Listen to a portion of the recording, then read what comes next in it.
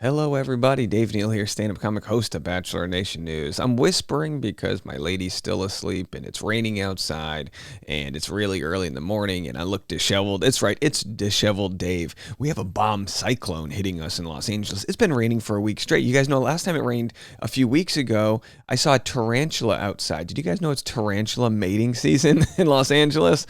Oh, come join us. Everyone's here for pilot season. I'm all about tarantula mating season. Where are my arachnologists at? All right, it's already going to be a good one. Follow me on Instagram at DNeals, patreon.com/Dave Neal for private behind-the-scenes bonus content on the Patreon today. I'm going to give you more information about the former Bachelor contestant that I'll be collaborating with next month for a stand-up show. You probably already know, but it's going to be on patreon.com. We'll discuss more of the ins and outs and the details. And of course, Bachelor Rush Hour, the podcast, just hit a milestone. Can you believe this? We started 2 months ago, and I want to shout this out. We just hit over 100,000 downloads yesterday. 2,300 of you watch or listen to our Bachelor Rush Hour podcast, and I'm doing a new thing today. I started this on the Facebook page. It's a free Facebook community, right? So you can go to my Facebook page, Dave Neal's Community, 100% free, and on there, I just created a new discussion thread where you can leave comments on what you want me to talk about in the pop culture or society and culture world outside of Bachelor. So I'll be giving you guys a unique intro, 5, 10, or 15 minutes long, and then sort of share with you the different topics I talked about during the day. So if you already enjoy my videos, that's great. We can also get you maybe checking out the audio as well. Link in the comment section below, or just search Bachelor Rush Hour wherever you listen to podcasts. All right, in this video, we have Rachel telling her sister, don't do it. So here's what she had to say. When they ask you if your little sis is going to be on The Bachelor, and then she does a nice little, butt check, WNBA Defensive Player of the Year move to keep her from signing up, and very fun stuff. She said, nope, nah, nan, no. Hashtag sorry, not sorry. Let's see if we can play the audio here. No, not gonna happen. No, not gonna happen. Not gonna put you through the stuff I went through. Chris Harrison won't do my podcast. I won't do his. I'm gonna not let you do what I did, even though I met Brian, this nice guy. Okay, so let me save you guys the time for the negative Nancy's out there. I feel bad for positive Nancy's. You know what I mean? There's probably a positive Patrick out there, but where are all the positive Nancy's? So here's for the negative Nancy's. Let me save you the time. Before you comment, why did she go on this? Why is she complaining about this show if she met her husband there? Why is she still talking about the show if she decided she wasn't going to talk about it? Shut up. Okay, shut up. Shut up. Okay, and why are you telling me to shut up? Because you need to. You need to shut up, okay? Why do you tell your audience mean things? Because someone in your life isn't doing their job, and I have to be your friend and say, shut up, and just enjoy the content. Leave a comment anyway. I enjoy it. All right, I'd like to jump ahead before I know exactly what you're gonna say. Why does she talk about this? Okay, anyway, so that's gonna lead us to a completely separate topic, but whenever we're introduced to a Bachelor topic with Rachel Lindsay, it opens the doors to discuss other topics. And, we've been talking a lot about taxes. I really believe our country is very much uneducated with tax codes. For instance, the idea of a marginal tax. Now, just listen to me. I'm not a teacher, but I'm going to try to explain it to you. So let's say I'm running for office and I say, I want to increase taxes on the wealthiest of the wealthiest. Say if you make over $10 million, I want them to get taxed more.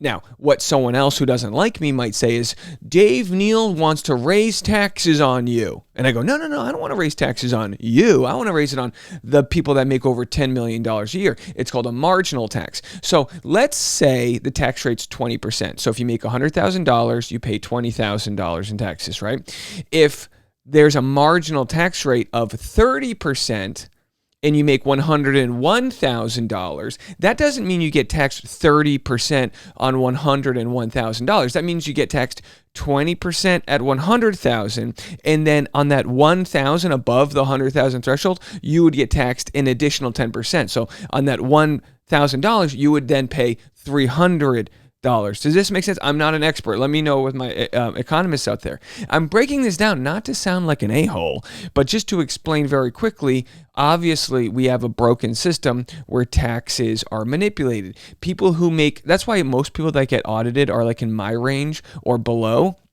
Because people that make a lot more money, they know where to stash their money. They can put it in the Grand Cayman Islands. They can create a fake business in Dublin, Ireland. They can throw money in a Chinese bank. They can do different things to prevent themselves from accurately paying their fair share.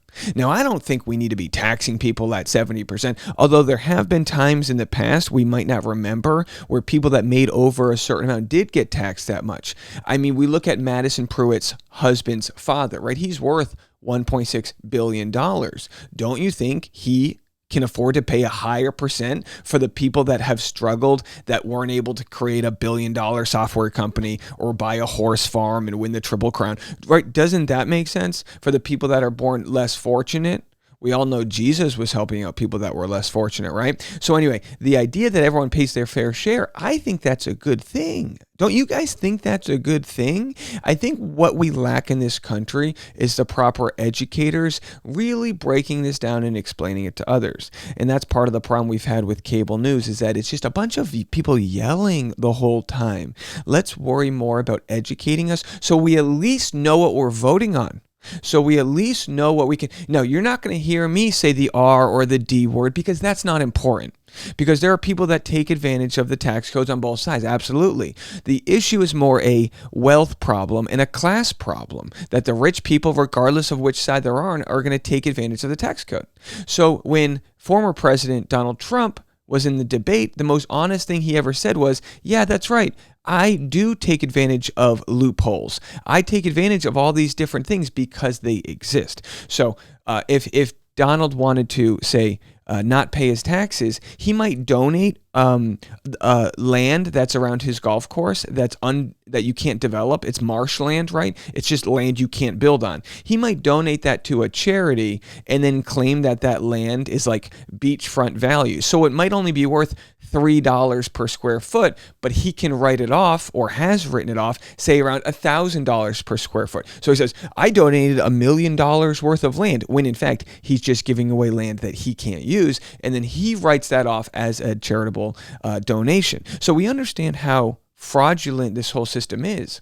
And now we have, so I say all that because we're about to share what Rachel Lindsay said about Donald Trump's taxes. I haven't listened to what she said. She's college educated. She's a former lawyer. I'm sure she knows way more about the tax codes than I do. Maybe she's a current lawyer. I'm actually not too sure. So we're going to listen to that in 1 second, but I wanted to share my opinion on things. I think people should pay their fair share. Now, my business, Dave Neal Enterprises, if I make, I don't know, let's say I make $50,000.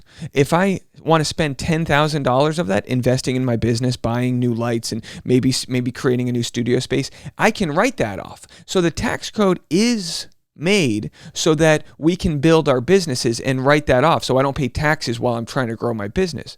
But do we really think that's fair for companies like Amazon, where you have drivers barely making minimum wage, peeing in water bottles because they can't do their job fast enough, and people getting fired at Walmart so they can't receive their benefits? You know, do we really think that's fair when then we have unfettered growth on the corporate side? And that's called late stage capitalism. That's when robots start taking people's jobs and automation happens, and all the technology that can let Uber drivers exist where they barely scrap by and the Uber executives are making billions and billions. That's what we're trying to prevent. And I think people just hear raise your taxes and they get all worried about that. But the idea is hiring a new amount of IRS agents so that they can actually prosecute and look into the auditing of the very wealthy. And I understand the fear of people saying, well, what if they start auditing me? I totally understand that. Everyone needs to follow and play by the rules. But if the rich, and I'm talking the rich, aren't playing by the rules, then how do we even play this game? It's just not fair. And people don't want to play a game that's not fair. So that's my thought on that. Now, every president, I don't know, dating back how long, I believe hundreds of years, has revealed their tax returns when they ran for the presidency. They've said, here's what I've done in the business world. And it's important because you don't want to find out that like a president owes, I don't know, $100 billion to a country that has nuclear weapons, because then he would, maybe that country has threatened him or is going to come after his family. It's sinister motivations can't exist. So Donald Trump was the first president in a long time to say, I'm not going to share my tax returns because I'm under audit. Well, what we found out is he's not and was not under audit. It was actually the first time I believe the IRS didn't audit a president because his taxes were so complicated. It was like going into your kid's room and it's so messy. You're like, I'm not even going to ask you to clean this. I don't even know where to start. And that's where it was. Well, they finally released his tax returns. Let's hear what Rachel has to say. We got a lot of stuff going on in the world right now. We got to talk about. I just did a good job. I talk about that was a good President job. Trump and his tax returns. Leave a comment. Broke ass nigga. That's the big deal of the day. We're going to talk about it on the other side of this break. Okay. We did not get to see in detail Trump's tax returns. That was never going to happen. However, there was a summary of Trump's tax returns that was released by the House Committee. Okay, the House Committee's report on Trump's tax returns is out.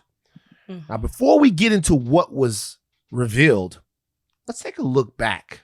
Let's go back in time to 2016. Hillary Clinton and what she said about Trump's taxes then. Donnie, give me the audio. Why won't he release his tax returns? And I think there may be a couple of reasons. First, maybe he's not as rich as he says he is. Second, maybe he's not as charitable as he claims to be. Third, we don't know all of his business dealings, but we have been told through investigative reporting that he owes about $650 million to Wall Street and foreign banks. Or maybe he doesn't want the American people, all of you watching tonight, to know that he's paid nothing in federal taxes. These are fun, aren't they? The only years that anybody's ever seen were a couple of years when he had to turn them over. Now, of course, we don't have to like the Clinton Foundation, and we don't have to like how much money the Clintons have made since Bill Clinton was in office. That's a separate issue. Let's cut that down the line. That's a separate issue. Let's focus on. Because I know I'm going to get the comments. Let's just cut that out. She's no longer running for president, right? As far as I know. Let's focus here. To state authorities when he was trying to get a casino license, and they showed he didn't pay any federal income tax. So if he's paid zero, that means zero for troops, zero for vets, zero for schools or health. So the actual tax returns actually will be released, but it's taken a couple of days, as I understand. So in the releasing of the tax returns, they saw that he never donated his salary to charity as he said he was going to do and things like that. Because those have to be heavily redacted. Can't dox Trump, even though he's famous for doxing people. As far as what we've learned so far, Rachel, is there anything for you that jumps out at you or that is shocking about the president's taxes? Not in particular with him paying some years and not paying some years. I think what stuck out to me the most was the IRS. I would like to understand why the IRS, if the IRS is known to audit sitting presidents, why did it take them 2 years to audit President Trump? And then they only did that after being called out to do so by a congressman. Now, we know the IRS, Internal Revenue Service, has tried to audit Scientology. And we know that Scientologists have actually threatened those agents to the point of them backing away. We need a more spineless system. We need a system where you can't just threaten people and for whatever reason. So yeah, I agree with Rachel. I don't know why he wasn't audited as a sitting president like every other president has been, but that is not an excuse, and we need to find out who made the decision for that not to happen. So I think that's where I was like, but that's their job, and that's. And a lot of people stay on political lines. But listen, if you're a Republican and you go, oh, whatever, he was doing this or whatever, just remember this. We want the Democrats to be audited too. I want sitting senators to not be profiting off of, insider trading and all these things. I think most people are all on the same side here. What they're supposed to do, and they've done it for every other sitting president. Why is it different from him? I think that was the most Because I'm smart. shocking thing to me. And maybe not necessarily the breakdown of taxes, because I don't really understand all of that. And I think I expected it to be all over the place. But that I wasn't expecting. Very interesting. And look, this podcast is from 12 days ago, so they don't have all the information. If they do comment on the tax return, I know more about this because I'm operating off of current information and I'm pulling this from a week and a half old podcast. But if Rachel does comment on this farther, I'll talk about it. And as the wise Chris Harrison once said, we may scrap this whole thing, to be honest. I just love that quote. Okay, folks, well, that's it for this video. Don't do it, says Rachel to her sister. Do you see how I started with a 30-second TikTok and turned it into a whole different conversation? But it was fun, right? We had fun. More about this on Bachelor Rush Hour, the hit podcast that we've got going every single day. Link in the comment section to find out how you can listen to that, and we'll see you in a little bit.